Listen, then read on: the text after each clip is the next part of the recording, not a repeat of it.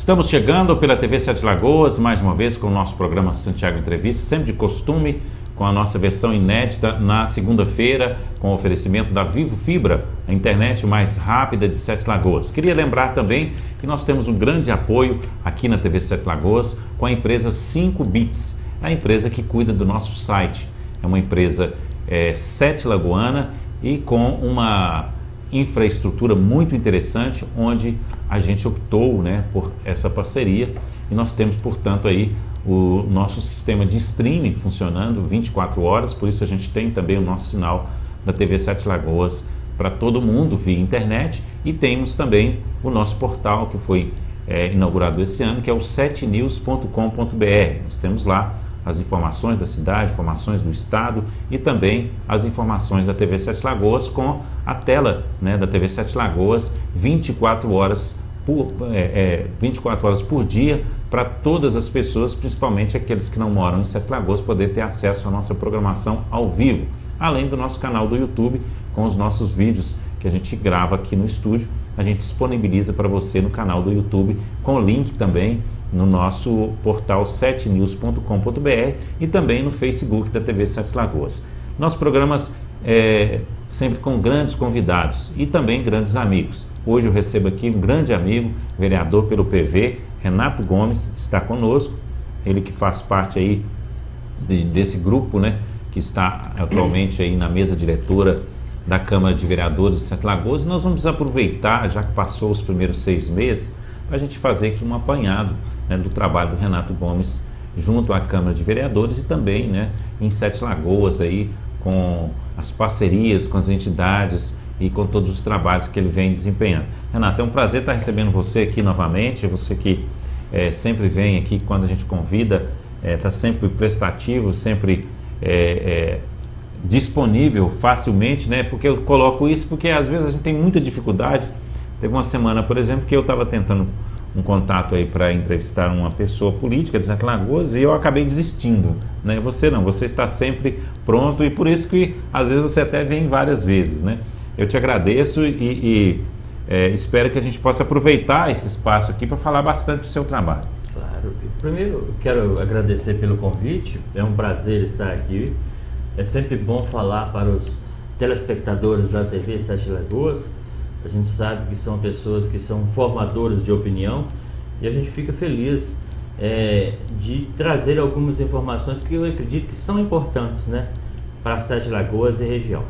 Renato, 2017 parece que um ano diferente, porque a política nacional, de certa forma, impactou na vida das pessoas, A gente tem vivido aí uma grande crise, parece que provocada pela política, e um governo que até então a gente não tem uma definição do que será o nosso futuro, mas a gente sabe que está todo mundo trabalhando. Você que está no meio político, como é que você está vendo esse momento, esse 2017?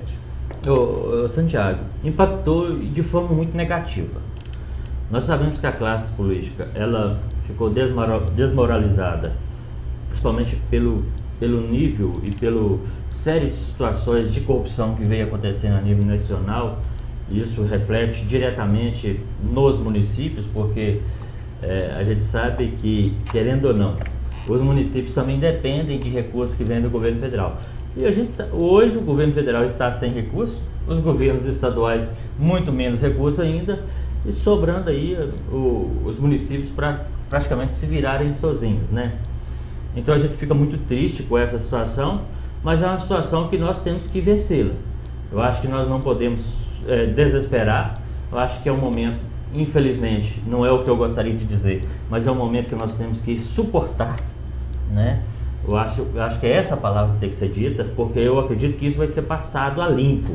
E está sendo. Eu acho que a justiça ela está tendo uma agilidade muito grande nesse sentido, e as coisas realmente vão...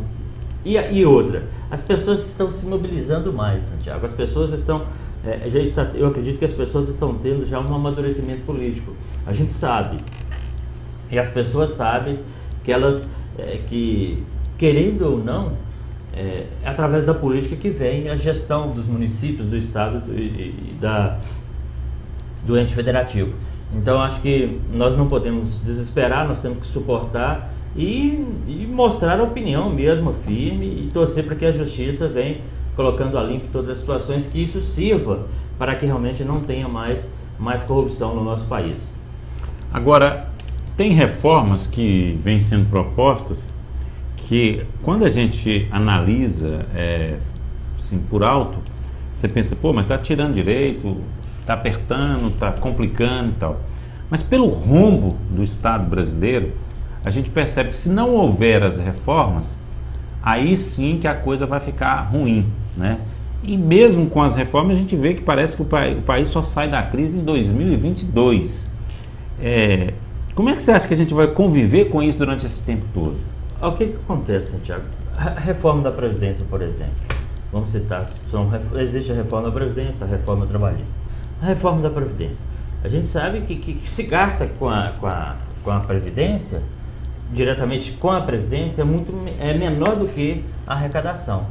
E o que aconteceu nesses últimos anos aí é o endividamento de várias né, pessoas jurídicas ou pessoa física, e infelizmente a gente sabe que os maiores devedores são os mais poderosos, as grandes empresas, e acaba as pessoas que têm de um poder aquisitivo menor é penalizado, infelizmente. Então o primeiro passo eu acho que nem é a reforma previdenciária. O primeiro passo é combater, né, essa corrupção que existe dentro da Previdência. Como? Eu acredito que o endividamento que é feito, a falta de pagamento, é uma forma de corrupção. É você tentar enrolar alguma coisa que você... E se ele criasse essa dívida e não tivesse capital suficiente para poder custear essa dívida, tudo bem, eu acho que poderia ter alguma coisa, uma negociação, alguma coisa nesse sentido. Mas infelizmente o que tem acontecido muito é que existe o endividamento, mas existe um poder de pagamento que eles não fazem. E isso tem que resolver isso. Primeiro passo é isso. A reforma da Previdência precisa ser feita. Talvez não da forma que está sendo proposta, mas tem que ser feita alguma coisa nesse sentido, sim. Eu acho que também penalizar o povo com a reforma da Previdência para tentar resolver algo que não é de responsabilidade do povo, também não pode. Eu acho que tem que tentar primeiro resolver. Aqui é de responsabilidade dos daqueles que estão em dívida com a Previdência, e de outra forma também tentar equilibrar essa Previdência através da reforma, mas não de uma forma que prejudique o trabalhador. Renato, a gente pegando aí o histórico das últimas coisas que vem acontecendo, a gente viu naquele dia da votação daquele processo do presidente Michel Temer, a população ela ficou quase que silenciosa. Por quê? Pelo visto parece que a população não, né, até pelas pesquisas, ela acha que o presidente não a representa, né, nesse exato momento, e também parece que os próprios políticos que votaram e absorveram ele, né, tiraram ele daquele sufoco que ele estava, também não está representando a população. Então, quer dizer, parece que o silêncio veio que mostrou isso. Você acha que esse troco pode ser dado nas próximas eleições? Você acha que a população pode tentar fazer valer o seu direito manifestando no voto na próxima eleição? Primeiro, Santiago, se me permite, eu quero fazer um comentário com relação a esse processo todo que aconteceu, do processo de eleição, de votação, né, no impeachment, ou de prosseguimento, de investigação do presidente da República. E você falou muito bem que houve um silêncio, o silêncio se pairou no Brasil naquele momento. Porque eu estou acompanhei todos os processos pelos órgãos de imprensa, e o que eu percebi e a análise que eu fiz com relação a isso é de que por que desse silêncio? É por causa da insegurança que realmente, infelizmente, acontece no Brasil. As pessoas silenciaram não foi porque elas cruzaram os braços, não, porque elas estão inseguras. Será que a permanência do presidente ou a retirada do presidente, o que vai ser melhor para o Brasil? Porque o Brasil, quando a Dilma foi cassada, ela estava numa situação muito crítica. Aí o Michel Temer assumiu a presidência e as coisas começaram a melhorar um pouco. Mas, infelizmente, a corrupção não tinha parado. E o próprio presidente, isso é comprovado, a gente pelos órgãos de imprensa aí, o próprio presidente está envolvido em corrupção. Né? E quando isso veio à tona, o Brasil... Quer dizer, você não sabe quem... O Brasil estagnou novamente. Mas com a retirada do presidente, talvez pessoas do mesmo grupo que iriam assumir a presidência da República. E poderíamos não saber o que ia acontecer diante disso. Agora, é por isso que houve silêncio. Você não sabe se prende o bandido ou se entrega o ouro para o bandido. Resumindo? Resumindo é isso. Infelizmente, o Brasil se deparou nessa situação. É lamentável isso, é lamentável. Agora, eu acredito, Santiago, que a votação, o voto é a maior arma do cidadão. Eu acho que ele tem que realmente, no próximo processo eleitoral, não analisar simplesmente o candidato. Tem que analisar também o grupo, de qual grupo esse candidato faz parte. Porque o que a gente ouve aí no Brasil nesses últimos anos, o que levou o Brasil à corrupção não foi só o político em si, mas sim o grupo de pessoas que estavam por trás daquele político. E isso comprometeu toda a economia do país e trazendo uma série de consequências que trouxe também uma crise social para o Brasil, com a questão de desemprego. E isso eu como vereador recebo no meu gabinete, eu falo que eu recebo no meu gabinete, se eu faço um atendimento de 15, 20 pessoas no meu gabinete, 80 pessoas estão realmente atrás, em busca do emprego. Isso, a gente fica comovido com a situação e muitas vezes sem saber o que fazer. Mas a gente analisa que o Brasil tem a crise econômica, tem a crise política e acarretou uma grande crise social no nosso país. Isso é muito sério, isso é de uma responsabilidade muito grande dos governantes, isso é de uma responsabilidade muito grande nossa. Então nós, enquanto agente político, nós temos que estar atentos com relação a isso, fazer observação e tentar buscar soluções. E o Poder Judiciário, e a gente acredita, eu confio no Poder Judiciário, eu acho que a gente tem que continuar acreditando. Não é o militarismo que vai resolver o problema, mas eu acredito que o Poder Judiciário vai resolver o problema e a política em si, eu acredito também que tem um grande poder de resolver os problemas. Eu não digo os políticos, mas a política em si. Evidentemente que a gente depende de políticos, mas agora, na hora da votação daqui a 2 anos, ou que 1 ano e meio, que vamos ter eleição para deputado estadual, deputado federal, governador, senador e presidente da República, talvez seja o grande diferencial que possa mudar alguma coisa na política do Brasil. Então, realmente, o poder do voto, ele é grandioso. Mas e a reforma política? Como é que você está vendo ela? Você acha que ela vai permitir melhorar ou piorar? O que eu fico preocupado com relação à reforma política, Santiago? A reforma política, ela tem que acontecer, ela é necessária porque as coisas mudam de tempo em tempo. Acho que cada época, cada tempo é um tempo. Acho que essa reforma ela tem que acontecer de tempo em tempo. O que me preocupa são os interesses que às vezes estão por trás de uma reforma política. Os interesses de beneficiar aqueles que já estão no poder a nível do cenário federal. Tanto é que se a gente for fazer uma reflexão, e quem aí acompanha a questão política vai saber o que eu estou querendo dizer, geralmente a reforma política ela é feita hoje não para a eleição de nível nacional, ou seja, dos cargos que têm interferência direta a nível nacional, que é senador, deputado federal, presidente da República e governador. Geralmente eles usam como cobaia, me perdoe se está falando isso, se eu estiver falando alguma coisa errada, eles usam como cobaia as eleições municipais. Se der certo, se isso for bom para eles, continua, se não for, não continua. Então isso é a minha preocupação. Mas você fala eles quem? O Senado Federal, Câmara Federal, Senado Federal, porque isso é votado lá, é na Câmara Federal, essas leis são votadas na Câmara Federal, essas leis são votadas no Senado Federal. Então a gente tem que ficar preocupado, tem que ficar atento com relação a isso, porque eles votam para os municípios, muitas vezes, servindo como experiência. Se der certo, der certo, se eles acharem que vai estar certo para eles, tudo bem. Se não der, eles revertem. Então eu fico preocupado com isso. Agora, uma reforma política bem feita, pensando na coletividade, não pensando em interesses pessoais, não em interesses individuais, eu acho que ela precisa ser acontecida. É uma coisa que a gente, eu acho que deveria comentar aqui também, que até saiu semana passada no jornal Boca do Povo, a sua foto, né, colocando que se mudasse do jeito que está proposto, né, aquele 50% do voto distrital, né, Distrital.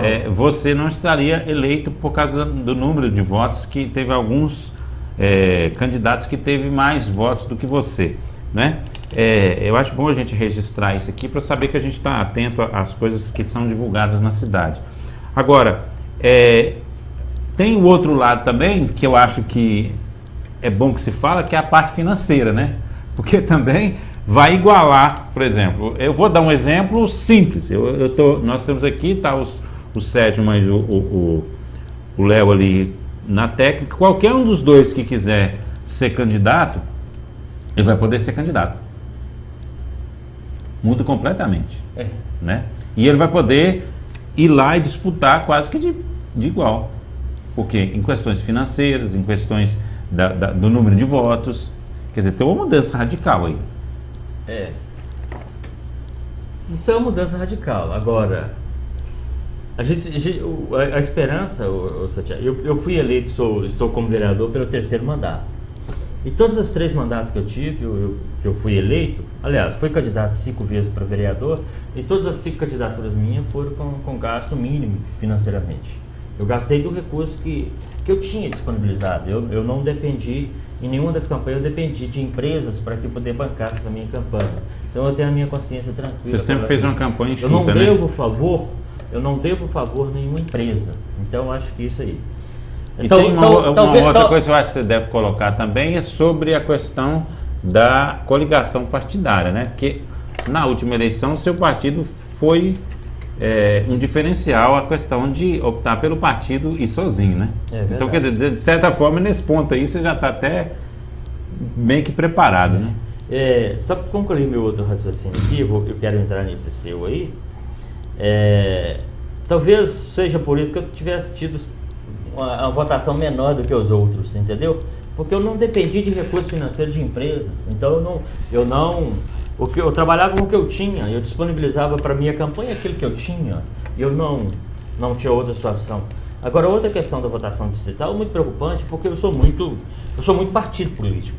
Eu acho que a filosofia, os objetivos dos partidos políticos, elas têm que ser observadas também. Sem dúvida nenhuma, acho que isso contribui para o processo de evolução de uma política, o partido político. E os partidos políticos, geralmente, eles são criados, não são criados por um acaso. São criados porque existe um grupo de pessoas que acredita que com esse partido, com esse objetivo, a gente pode desenvolver um trabalho legal, né? Então, com essa votação distrital, você acaba, de uma forma, desvalorizando os partidos políticos. Isso pode... Uma coisa muito individual, né? Passa a ser uma coisa individual. Aí a coletividade, ela perde o sentido nesse processo. E isso, talvez isso é preocupante. Essa última eleição você teve aí uma grande vitória no Partido Verde, que foi a eleição sua e do Rodrigo, né? Como é que tem sido o trabalho em Sete Lagoas em 2017? O partido tem evoluído? O que vocês têm feito a nível de Partido Verde? Tá. O que acontece? Nós começamos, acho que agora nós fomos eleitos com 2 vereadores no partido, isso foi fundamental para o partido. Isso eu fiquei sozinho nos 2 últimos mandatos. Agora a gente entrou aí, a gente tem conversado bastante. Nós temos agora um projeto aí para o mês de setembro, que é o Dia da Árvore, para que a gente possa desenvolver, que são os objetivos do partido político, que é a questão ambiental, que é o Partido Verde. Vamos tentar desenvolver alguma coisa nesse sentido. Talvez a gente já fazer até uma reunião especial na Câmara Municipal para discutir temas importantes com relação a as questões ambientais. E a gente tem conversado bastante com o grupo, com a executiva, a gente tem conversado com o Poder Executivo nesse sentido. Eu acho que com o objetivo realmente de fazer crescer a ideologia partidária. Nas eleições anteriores para deputado, você teve um chamamento do seu partido para que você viesse como candidato, você veio como candidato a deputado federal. Desta vez, como é que está o contato, né, da direção do seu partido? Está aquela cobrança de sempre, de vocês lançarem um nome, ou tá de vocês fazerem uma parceria? Como é que está desta vez? O que aconteceu? Eu fui candidato a deputado federal na eleição passada. Dentro do partido, eu fiquei em terceiro lugar nas votações, né? Acho que nós elegemos um deputado com 80 mil votos, depois ficou um outro em segundo, eu fiquei em terceiro. Mas naquele momento é claro que eu fui convidado pelo partido para ser candidato. Mas antes de eu ser convidado pelo partido, eu já tive a vontade, já tinha me proposto a ser candidato a deputado federal. Uhum. Por quê? Porque Sete Lagoas, naquele momento, não tinha ainda nenhum candidato de maneira declarada efetivamente a deputado federal aqui no município de Sete Lagoas. E eu acho que o Partido Verde poderia ter um representante assim, e muito bem, aqui no município, para levar adiante as propostas, os anseios da nossa comunidade, do nosso povo sete lagoano. E a gente sabe que Sete Lagoas precisa de um deputado federal. Infelizmente, nós não conseguimos alcançar o objetivo que era ser eleito. Mas nós conseguimos aí levar propostas boas para o Senado Federal, para o Partido Verde. E agora, o que acontece? A gente tem conversado, o Partido Verde vai lançar candidatos. Eu não ainda posso dizer com precisão se eu vou ser realmente candidato a deputado federal novamente, mas eu acho que participar dos debates, das conversas, para que Sete Lagoas possa eleger pelo menos um deputado federal e pelo menos um deputado estadual, isso o Partido Verde vai estar participando dessas conversas. No seu momento hoje, né, tanto você como o Rodrigo, como o Partido Verde, o Rodrigo eu já sei que ele já me falou que ele não viria como candidato de forma nenhuma nas próximas eleições. Mas há uma tendência mais forte para vocês terem um candidato seus ou apoiar um candidato de Sete Lagoas? O que acontece? Eu acho que o candidato para ser candidato a deputado... Eu vou falar, eu já falei aqui no início da minha entrevista, que todas as campanhas que eu fiz foi com recursos próprios meus. E você precisa de um recurso para poder custear uma campanha mínima aí, pelo menos de material de propaganda, você precisa de levar a informação, as pessoas precisam saber que você, pelo menos, é candidato. Então você tem que ter uma estrutura mínima. Esse ano, até hoje, ainda não conto com essa estrutura, então eu acho que as coisas têm que... Não sei o que vai acontecer até lá, se vai ter algum fundo. Mas aí pode ser que mude lá a votação e passe a ter um fundo, aí muda tudo. Possa ser que tenha um fundo partidário aí para os candidatos. Acho que tudo. Mas e aí, se tiver? Eu acho que as coisas... Você vai perder essa chance? Não, acho que pode ser analisada a situação. Então você está no páreo. Pode ser analisado. Né? E vai depender também, Santiago, que nós temos um grupo um grupo político que eu falo, que nós elegemos aí a mesa diretora, né, da Câmara Municipal, e a gente acabou formando um grupo político. Então acho que uma candidatura também minha, ou que seja do Rodrigo, que também é do nosso grupo, né, partidário, depende muito também de uma conversa com esse grupo, né? Eu acho que... Tá, mas esse grupo é o grupo que apoia o prefeito? Esse grupo está à base de apoio ao prefeito. E o prefeito apoia o Douglas, então vocês têm o Douglas como o nome. Como candidato a deputado estadual. Agora, o que eu falo com você? Hoje nós temos o Douglas como candidato a deputado estadual, evidente. E nós temos também o vice-prefeito que anseia uma candidatura a deputado federal. Agora, acho que na política tudo pode acontecer. Tanto o Douglas ser candidato a deputado federal ou estadual, embora o Douglas já se manifestou que ele quer ser candidato a deputado estadual, né? Eu acho que tudo tem que ser conversado, tudo tem que ser amadurecido. Nós temos ainda alguns meses ainda para que a gente possa fechar todos esses detalhes. E eu quero deixar a minha opinião. Na minha opinião, Douglas tinha que vir como candidato a deputado federal. Qual que é a sua? O que acontece? Essa questão de ser candidato a deputado federal e ser candidato a estadual é muito complicada, porque eu tive conversando com o Douglas, E falei com ele que realmente ele deveria ser candidato a deputado federal. Mas ele acabou me convencendo de que ele deveria ser candidato a estadual. Por quê? Ele falou comigo, Renato, ó, eu já tenho uma base, um trabalho feito como deputado estadual nos municípios aqui. E as pessoas já me têm como deputado estadual. E o trabalho que eu desenvolvo com eles é como deputado estadual, não como deputado federal. E eu acabo, se eu vier como candidato a deputado federal, eu vou comprometer todo o trabalho que eu fiz. Por que comprometer? Comprometer em termos de votação. Não. Um deputado federal tem muito mais recurso de trabalho, muito mais verba, muito mais emendas. Mas o que ele me falou, Santiago, eu acho que talvez isso tem que ser colocado na balança também, porque muitos candidatos, muitos prefeitos, por exemplo, que ele desenvolve um trabalho lá com eles no município, muitos deles já fizeram um compromisso com o candidato a deputado federal. Aí tudo bem. Entendeu? E ele está como deputado estadual, porque as pessoas sempre acreditaram que ele iria continuar como deputado Aí estadual. você me convenceu. Então esses prefeitos têm compromisso com o deputado federal. E ele vai perder o apoio desse pessoal. Então ele se sente mais seguro e ele até falou que gosta também de ser deputado estadual. Então foi uma conversa que nós tivemos. Não, e essa colocação sua é muito importante. Eu acho que serve muito como informação para o nosso telespectador e entender por que o Douglas prefere ser candidato a deputado estadual do que federal.